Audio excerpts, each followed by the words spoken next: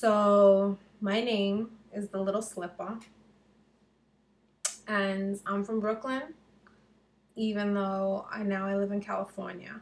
Stop talking, Vicky. Angelo, Angelo, you gotta take her upstairs. You gotta take her upstairs right now. I'm not kidding. I'm sorry. It's my daughter. Stop. I'm gonna rip this kid's fucking vocal cords out of her throat, Ange. Sorry. I'm sorry. I have a daughter, and she heard I might be doing something for television, so naturally she's trying to get all the attention for herself, and it's just like, it's unfucking believable.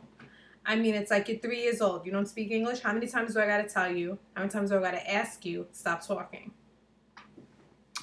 But my daughter's gorgeous. Anyway, if you saw her, she looks exactly like, she's totally gorgeous. She probably could be on TV, but it's like, it's not your time. Just stop it. Step aside and learn a little bit of manners. So, I'm very big on manners in my house. Learning, you gotta know how to act.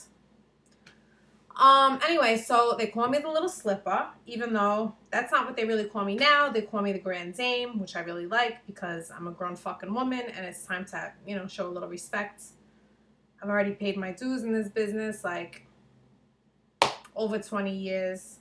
The way that it started, I come from a very long line of men who, they work in the business. My father got shot when I was younger, when I was like 14. And I think that also added to like my success in this business. Basically, my father was very small time. I think he'd be very proud of me if you could see, what I got going on now. Can't really see my house, but, I did move to California because it's a better opportunity for me out here. Anyway, I could go on about this all day. So when I'm young, I'm living in Brooklyn, and my dad, all the men in the family, it was like, seemed so barbaric to me. They would come home, they're covered in people's fucking guts. They're so retarded. I'd be like, you're filthy. There's got to be a better way for you to like manage your business than this. If you want to know the details of the story, email me, brooklynsmost@gmail.com. I'll tell you as much as you want to know. But the short version is, because I know it's supposed to be a short tape, I would basically started hanging around the social clubs when I was like 11, 12 years old, and I would always slip something in these people's drinks, and then if it was like my father, my cousin, whoever, sometimes myself, they would just take all their money, like at some point, because they owed them fucking money. And I became the Little Slipper. And, eventually some people started knowing who I was, but the outsiders didn't know who I was, but some of the insiders knew, and like the people who knew, they weren't saying shit because who my godfather is. Trust me, they weren't saying a fucking word. So I started going a little too good. Honestly, it got ridiculous. Like I just was like, I was a little fucking slipper. But I can remember, one day the Don, we were there for Sunday dinner, and he's like, he takes me into the den. He's like, Slip, come here. And he sits me down. He's like, you are so smart, honey. And he was like, you're gorgeous. You're smart. He's like, you could do anything you want to do in this business. And he's like, I want you to never forget one thing. In this business, it's not about the fame. You want to be famous, honey? Go do something else. Go into show business. You're gorgeous. You could be in show. I mean, I could probably be a movie star if I wanted to, but I didn't want to do that because I didn't want fame, because my godfather said it's not about fame. He was like, it's about power, it's about money, and it's about respect. You want to get famous, you're going to wind up fucking dead. And so I always remember that. Like, he was like, people get famous in this business, also get dead. I wasn't trying to get fucking dead, so.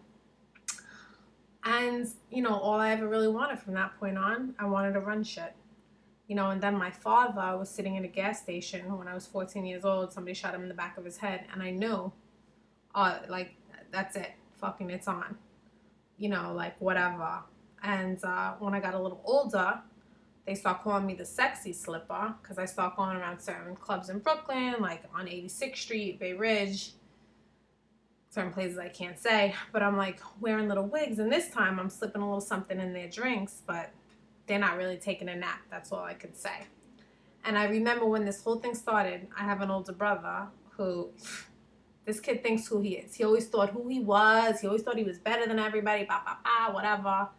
And he'd be like, Slip, you know, how could you do that? I don't care about, you know, what daddy was doing, whatever. How could you do that to mommy? You got no morals. And I'd be like, Aunt, I got no morals. You know what kind of dirty, disgusting, fucking scumbag fucks these guys are? I got no morals. You really want somebody like that living on your fucking block? This dirty dirt fuck? So, you know, the way that I'm seeing it is I'm a very spiritual person. And what do they call it? I'm a philanthropist. That's what I'm saying.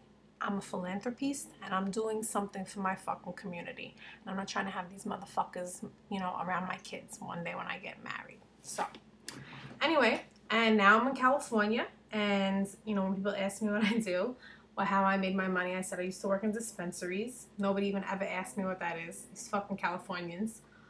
They don't give it. They're retarded out here. Please, forget it.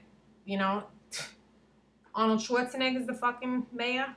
I'm going to be the fucking man next. Mayor Slipper. Don't even get it fucking twisted.